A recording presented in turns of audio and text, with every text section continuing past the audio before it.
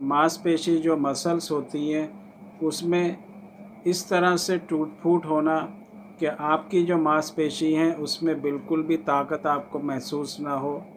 इसी तरह की जो प्रॉब्लम होती है वो मस्कुलर डिस्ट्रॉफी में होती है।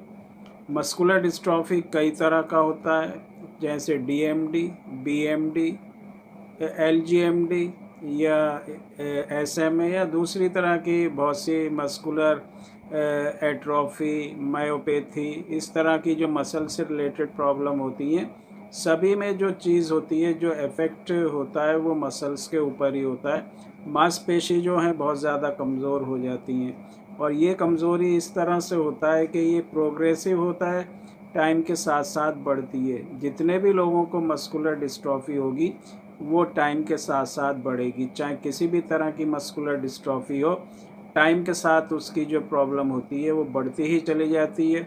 सीपी के जो लेवल होता है, जो क्रेटाइन फॉस्फोकाइनेस एक एंजाइम होता है, उसका जो लेवल है वो काफ़ी बढ़ जाता है और उसके साथ जो सीकेएमबी होता है, जो हमारा जो हार्ट मसल्स, जो कार्डियक मसल्स होती हैं, उसके जो ताकत होती है, हार्ट का जो फंक्शन होता है वो ब्लड को पंप करना होता है। तो मसल्स जब वीक होती हैं तो प्रॉपर तरीके से जो ब्लड होता है उसको पंप नहीं कर पाता, जिससे बॉडी के अंदर ऑक्सीजन नहीं मिलती और सांस फूलना इस तरह की प्रॉब्लम होने लगती है। तो ये जो भी प्रॉब्लम्स होती हैं ये मसल से रिलेटेड ही होती हैं, चाहे वो इंटरनल ऑर्गन्स की मसल्स हों या हमारे स्केलेटल मसल्स हों। उसके साथ जो लीवर होता है, जिन लोगों को मस्कुलर डिस्ट्रॉफी होती है उनके लीवर पे भी इसका जो इफ़ेक्ट होता है, जो एंजाइम होते हैं लीवर जिससे सेक्रेट होने वाले एसजीपीटी, एसजीओटी, उनका जो लेवल होता है वो कई गुना तक ज़्यादा बढ़ जाता है। लीवर में स्वेलिंग भी हो सकती है, उसके साथ जो भूख है उसका कम लगना और साथ में जो कॉन्स्टिपेशन होता है, जो कब्ज़ होती है, उसकी प्रॉब्लम बनी रहती है। क्योंकि जो अंदर की जो मसल्स होती हैं, जो हमारा एलिमेंट्री कनाल होता है, उसकी मसल्स भी वीक होती हैं, जिससे प्रॉपर जो है एक तरह का फोर्स नहीं लगता और स्टूल जो है प्रॉपर पास नहीं होता।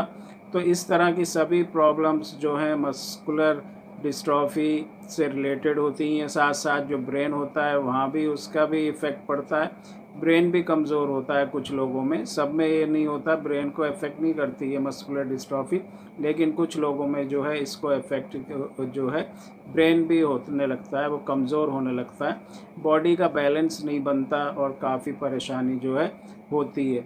अब इस तरह की जो भी मस्कुलर या जो मसल से रिलेटेड प्रॉब्लम होती है, उसका जो दूसरी चीज़ आती है कि किस तरह से हम इसको अपनी जो हमारी डैमेज हुई हुई मसल्स हैं, जो कमज़ोर हुई हुई मसल्स हैं, जो मसल्स हमारी बिल्कुल श्रिंक हो गई हैं, सिकुड़ गई हैं, उनको किस तरह से हम प्रॉपर शेप में लेके आएँ, प्रॉपर उनके अंदर ताकत लेके आएँ। तो ऐसा हम क्या करें? जो पहली चीज़ होती है वो यही होती है कि हम जो मेडिसिन यूज़ करते हैं उससे हम इसको बहुत हद तक जो है कंट्रोल कर सकते हैं, इम्प्रूवमेंट कर सकते हैं कंडीशन में और साथ में जो है नॉर्मल जो कंडीशन होती है वहाँ तक भी हम पहुँच सकते हैं। दूसरी चीज़ जो क्रेटिनाइन से फॉस्फोकाइनेस एंजाइम होता है उसको भी नॉर्मल रेंज में हम ला सकते हैं। तो होम्योपैथिक मेडिसिन जैसे बहुत से वीडियोज़ में पहले बताया गया है, बहुत ही अच्छी मेडिसिन इस तरह से ये जो है यूज़ कर सकते हैं कि आपकी जो प्रॉब्लम है उसको हम ठीक कर सकें। और जो दूसरी जो चीज़ होती है आपकी जो डाइट का होना बहुत ही एक ज़रूरी चीज़ है मस्कुलर डिस्ट्रॉफी में।